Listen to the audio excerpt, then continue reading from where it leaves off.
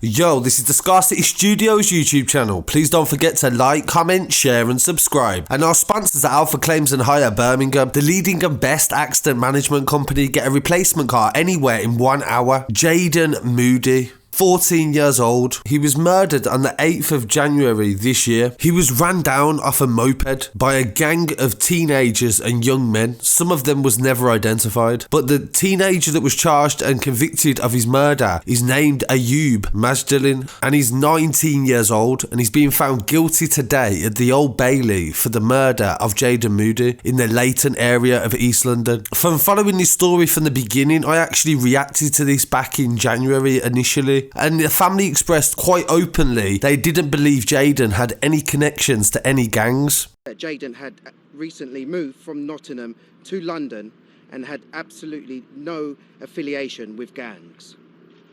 Focus needs to be on the fact that he has been brutally murdered in cold blood and deserves a fair chance at justice. But since the trial has gone on and it has emerged that both of these young men, Jaden and also Ayoub, were both involved in similar sort of things. The police said that Jaden was dealing for a gang called the Beaumont gang. That was from Leyton, a Jamaican-based gang that's been there for 20 years. And they have been at war, as the police also say, with the Marley Boys. I know some people don't agree with the name Marley Boys, they call it Marley Strip, but the police, court records and papers call them the Marley Boys. The attack happened in Bickley Road, Leyton, East London, and was captured on CCTV. The footage is very graphic. The footage shows a stolen Mercedes smashing into, and then they stabbed him 9 times, and the car sped away and was found not very far away a bit later on. Ayoub was from Wembley in northwest London. He denied murder and possession of a knife. He was seen on CCTV at a Travelodge hotel in Walthamstow on the day before the attack, the court heard. The teenager was wearing yellow rubber gloves, one of which was later found with traces of the victim's blood and the defendant's DNA, the jury was told. Ayoub had a very troubled upbringing. He had turned to drug dealing for older boys to make money, the trial heard. His Irish mother and Moroccan father had split up when he was aged 7. Ayoub's father then died in 2015, so the teenager went to live with his aunt, and he was later put into foster care, as the trial heard. He was identified by the National Crime Agency in 2018 as a victim of modern slavery, and there was concern he was being exploited by elders in the area because, as the teenager Ayoub explained in court, the older members of the Marley Boys are Somalian, but they deal with black, Asian and also white people that work for them in their county lines. Ayoub said in court that he covered areas like Basingstoke, Ipswich and Andover. He had been caught with drugs and carrying knives, but despite serving time behind bars, went straight back to drug dealing, the court heard. So Ayoub had spent time in a young offenders institute. Ayoub told the jurors he got confused when sorting out his job seekers allowance when he turns 18, and he returned to drug dealing a few weeks after starting voluntary work. I felt I had to make money the only way I knew how to, he said. He explained that he was given a knife to carry because he was sliced once in Basingstoke. Ayoub also said, because I was selling drugs for an older guy in Leyton and I was dealing to older people, I wanted to carry a knife to stay safe. He didn't want me to get robbed or lose the drugs, so he gave me the knife, he said. In a series of agreed facts by the court, the jurors learned that Jaden had been in trouble with the police since he was 13 years old. So this is where it starts to contradict what his family initially believed, because he did have a few engagements. It doesn't mean he was a hardened gang member, it just means he was making bad decisions. He was handed a youth conditional caution in March last year after police seized an air-powered pistol, a Rambo knife and cannabis during an altercation when he was staying in Nottingham, and his cousin does specify that he was staying in Nottingham for a period of time. I don't know if that was to get him away from some of the trouble in London, but he ended up coming back to London not long before he passed away. He also admitted, Jaden did, of recording a Snapchat video where he had an imitation firearm. This was November last year, and Jaden had also been found with crack cocaine at an address in Bournemouth the previous month, jurors were told. There's a few examples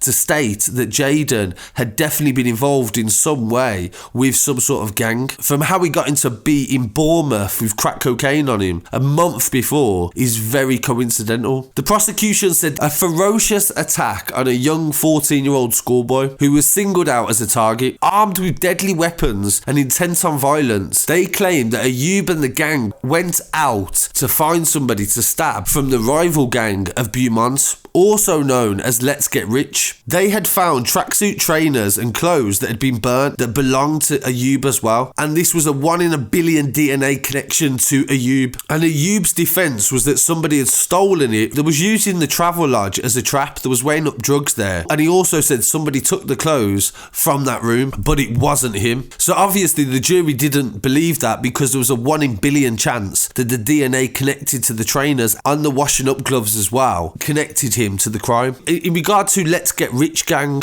there is only 1 member, 2 members that I've actually found that are still active in music. There probably is a few more about, but it just goes to show the Marley Boys have got a lot of enemies, and it may have something to do with the fact that they're trying to take over more and more territory. Jaden Moodie, everybody thought he was older than he was. Like, nobody in the area thought he was old. The gang members that actually recruited him didn't even know he was 14 years old. He used to have a moped. It turns out the moped was stolen, but his moped he used to take to a garage that was local to him. The mechanic even did an interview with the news to say, like, I used to fix his moped. Like, he was quite open about it. He didn't think for a second that Jaden Moodie was actually underage. Said Jaden would often bring in his moped for repairs and only saw him last week. He's just a nice kid. I wouldn't say he's a nice kid. Somebody you could talk to, somebody you could have a good conversation with. So it just goes to show how young these kids can get into the road life, and also to be very careful, because sometimes, most of the time, the families do not know what their kids are getting up to. And sadly, it sometimes becomes too late before they can try and save their child. So I want to pay my condolences to the family of Jaden Moodie and rest in peace. So I really appreciate you joining me today. Please don't forget to like, comment, share and subscribe, and pay your respects to Jaden in the comments. Thank you. Peace.